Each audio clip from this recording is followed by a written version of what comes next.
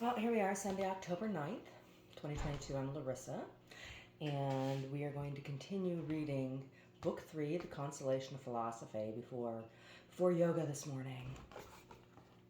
So this will be a shorter one. And I said last time I was going to go back to the beginning of the last metrum. So, metrum 10. Come here and be freed, chained captives of earth. Caught in desire-bound minds, relief, gentle quiet, an asylum, a refuge awaits. Neither Tagus nor Hermes offering ripe golden sands, nor hot flowing Indus, brewing its jewels, sparkling, gleaming, clear and green, can illuminate the vision of man's darkened mind. All that charms has already been nourished in earth's lowest caverns. The vast shining splendor abhors souls, collapse whoever sees this light will say that even the sun is not bright. 11. I agree, I said, for all these things are bound together and are based on the soundest reasoning. Then she replied, how much do you think it would be worth to learn what the good itself is? It would be beyond price, I said, if indeed I come to recognize God, too. Who is the good? I will reveal this with the soundest of reasoning, she said, provided we abide by the conclusions we drew a little while ago. We will. Didn't we show, she said, that those things sought by the many are not on that account true and perfect good, since these objects differ from each other in turn, and since when one object lacks the other, it can't bring full and absolute good? And on the other hand, we agreed that they become the true good when they are collected together as one in form and effect, so to speak, so that what is sufficiency is also power, reverence, renown, and joy, truly, unless all of them are one and the same. They do not possess in themselves the things worth seeking. This has been shown, I said, and can't in any way be doubted. And so these things aren't goods at all when they differ from each other, but when they become one. On the other hand, they become goods. So does it not happen that they become good by the acquisition of unity? So it seems, I said. But everything that is good, would you grant that it is good through the participation in the good? Yes, it is. So we must admit that oneness and the good are the same, by a similar reasoning, since they have the same substance, when by their natures their effects are not different. I can't deny it, I said. Do you know, therefore, she said, that everything which exists remains and continues for as long as it is one, but it perishes and dissolves as soon as it ceases to have unity. How so? Just as in living things, when body and spirit come together into one, it is called a living thing. But when this unity is dissolved by the separation of the two, one can say that the living thing has died and no longer exists. When the body itself continues in one form by the union of its parts, a human appearance is seen. But if the parts of the body, divided and separated, dissolve, the unity of the thing that had once existed ceases to be.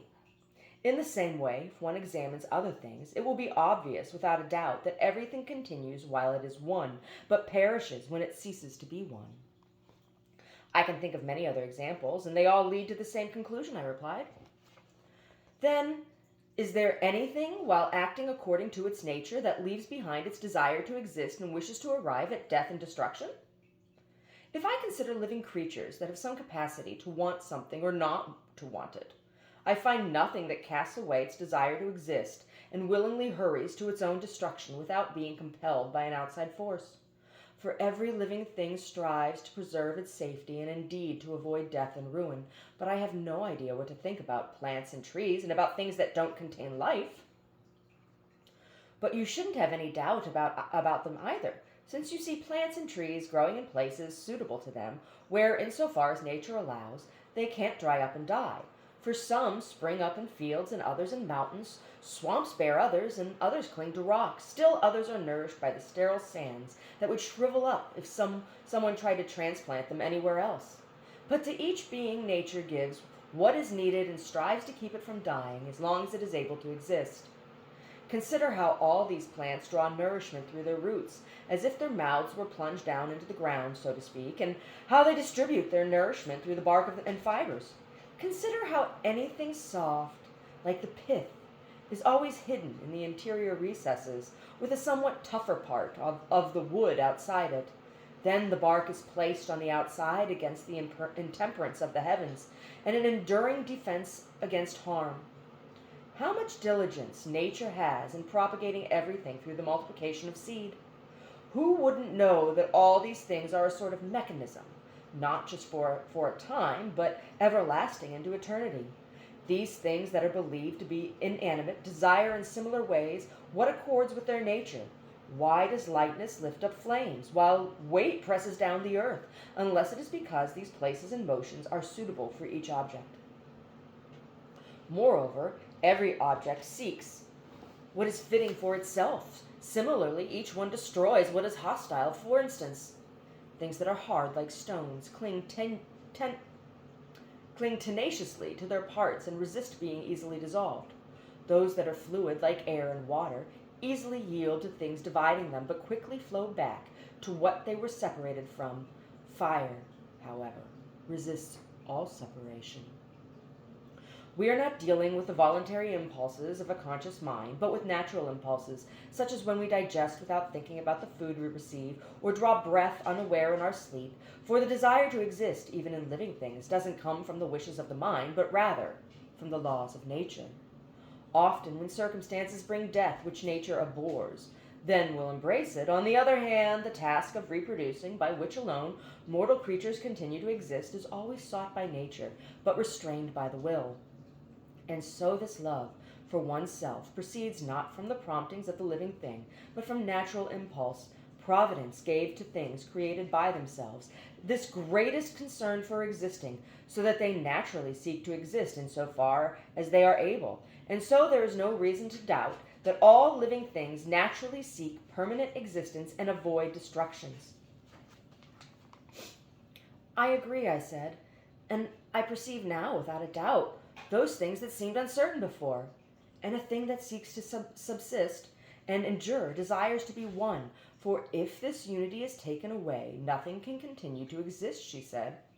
It is true, I replied. So everything desires oneness, she said. I agree. But we have shown that this very oneness is the good. Yes, indeed. So everything seeks the good, and indeed you may describe this good as that which is desired by all.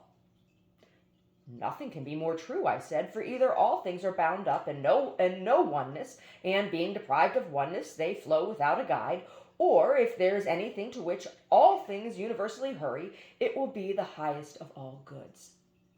And she replied, I am delighted that you have planted in your mind this very cornerstone of truth, and in this assertion, the thing you were unaware of a little while ago becomes obvious. What? I said. The end of all things. For it is surely that which is desired by all, and since we are calling this the good, we must confess that the end of all things is the good. Metrum 11. He who would track the truth and resist false paths must turn back the light of innermost sight. Guiding reflection into a circle curved round, reason finds that what is labored for without can be discovered from a treasury within. This image, once buried in darkness, dawns forth, shining brighter than Phoebus himself. For not all mind's light is captured by man's matter and mass. Inside clings truth's seed submerged in the soul. Learning summons, like breath blown, on the kindling of right judgment. If Plato's muse sings the truth, what man learns is but memory forgotten. 12. Then I replied, I strongly agree with Plato, for you are reminding me of these things now for the second time. The first time was after I lost my memory from the contamination of the body, and then I lost when I was pressed down by the heavy weight of my sorrow. Then she said, if you should look at the conclusions drawn earlier, you will not be far from remembering what you said a while ago you didn't know. What? I said. With what rudders the world is steered, she said. I remember, I said, that I confessed my ignorance, but I still want you to tell me plainly what you are coming to, although now I can see it at a distance.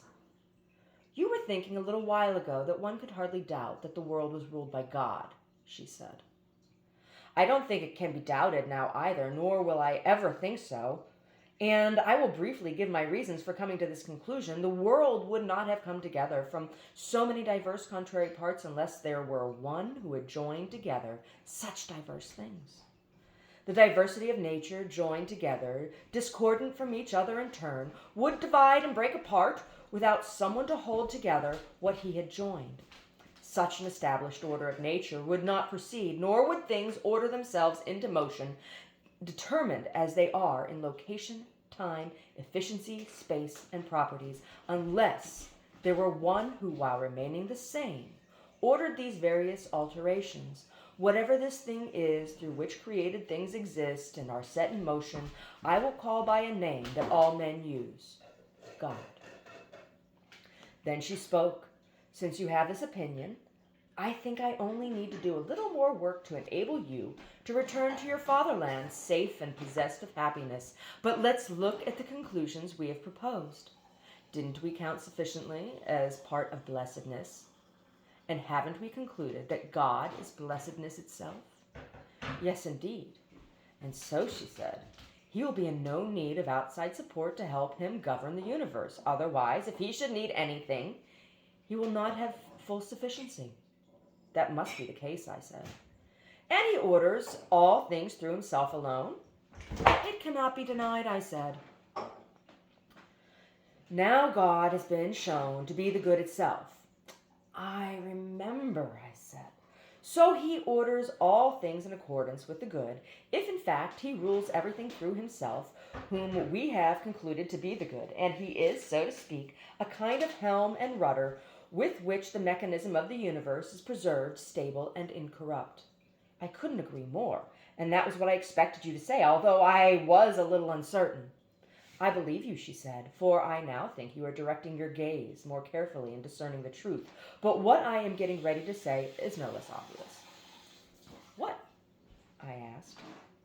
Since God, she said, is rightly believed to steer all things with the helm of goodness, and all these very things, as I taught you, hurry towards the good by natural inclination, surely it can't be doubted that things possessing a will freely direct themselves toward the will of the one ordering them, as if they were agreeable and accommodating to their ruler. This would be necessary, I said. The governance would not seem to be blessed if it were a yoke for those refusing it, rather than a source of protection for those compliant to it. So is there nothing that tries to act contrary to God while still following nature? Nothing, I said. But if it should try, surely in the end it would have no success in opposing the one we have rightly judged most powerful because of his blessedness. No success at all, I said. So there is not anything that would either want or be able to resist the highest good? Nothing, I think. So is the highest good that rules all things boldly and pleasantly arranges them, she said. Then I replied, how delightful your conclusion is, and the words you use bring even more delight. They are enough to make folly itself feel ashamed, as she tears down things that are great. You have heard in stories about the giants who provoked the heavens, she said, but kindly strength dealt appropriately with them. Now, do you want us to bring our ideas together into conflict, she continued? Perhaps from such a collision some beautiful spark of truth might fly forth. As you think best, I said. No one doubts that God holds power over everything. No one of sound mind would have any doubt. But if a person has power over everything, there is nothing he can't do. Nothing, I said. Surely then God can do evil. Not at all, I said. So evil is nothing, she said, since the one who can do everything is unable to do it. Are you toying with me and turning me around in an impossible maze of logic, for now you enter by way you left, and then you leave by way you entered, or are you weaving some wonderful web of divine simplicity? A little while earlier, you started with blessedness and showed that it was the highest good, which you were saying was located in God, who is highest. And you were also saying that God was the greatest good and the fullness of blessedness, and you added as a little bonus that no one was blessed unless he was united with God. And likewise, you were saying that the form of the good was the same substance as that of God and blessedness, and you taught me that oneness was also goodness itself, since all things sought it by their nature. And you argued that God ruled the universe with the rudders of goodness, that everything willingly obeyed him, and that nothing had a nature that was evil. Moreover, you you explicated that these not by premises taken from elsewhere, but rather by inherent and natural proofs drawing their support from each other. Then she replied, "No, I am not toying with you. We worked out this, the greatest matter of all, through the gift of the God whom we prayed to a while ago. For the form of divine substance is such that it does not slip away into external things, nor does it assume external things into itself. Rather, as Parmenides speaks of, like a sphere in body, well rounded on all sides, it turns the moving orb of the universe while it keeps itself unmoved. But if we have used arguments, not sought from the outside, but those within the borders of the subject, you shouldn't at all be surprised, since you have learned under Plato's blessing that conversations are supposed to be related to the things they are discussing." Metrum 12. "Happy is he who can see, who perceives the clear source of the good. Happy is he who loosens the bonds, who slips the prison of earth. Consider the Thracian bard, who with sad song mourned the death of his wife. He who compelled still forests to run and swift waters to stand, yoked mild deer to savage lion, and the hound made placid by his song is no longer feared by the hare. He whose songs subdued all, when his own passion burned hot, these songs their own master couldn't soothe. Bewailing the harshness of the gods, he traveled to their home below, blending soothing songs with lyre strings, skills learned from his goddess mother. He laments all which his mourning gave, and he rues the love that doubted his grief. He moved Teneris with a sweet prayer. He begs pardon from the Lord of Shades. The threefold doorkeeper stands still, captured by his strange song. The avenging goddess, who drive by fear the guilty wicked ones, now become sad and drench themselves with tears. Ixion's swift-turning wheels halt, no longer hastening. His head encircles. Desperate Tantalus, with external thirst, spurns the river's waters, and the vulture, tearing Titius' sliver, stops. Finally we are conquered, declared the merciful arbiter of the shades. We grant him his companion, his spouse bought with song, until he leaves Tartarus, darkness. He mustn't turn back his gaze. Who can give rules to lovers? Love itself is a greater law. Alas, near the end of his night, Orpheus, his own Eurydice, saw lost and killed. The story is for you, for those who wish to lead the mind into the upper day, since whoever have been weakened turns back a gaze to Tartarus' chasm, whatever excellence he has gained, looking back, he loses. So what is Lady Philosophy speaking of in this book? Because on face value, we're like, oh, what are we talking about? She's talking about what is goodness, right? And why is that important to Boethius in this moment, right? Because he's facing execution. And so she speaks of unity, and there's an inevitability of death for all. And that in accepting death, we seek to be close back with the one God, with the goodness, that which is ultimately good. So that even out of the evil doings of men, there can be consolation for the oppressed in seeking God. Sassy agrees. You think so, Sass? So this is where this man is. He knows he's going to be executed. And he is still seeking God.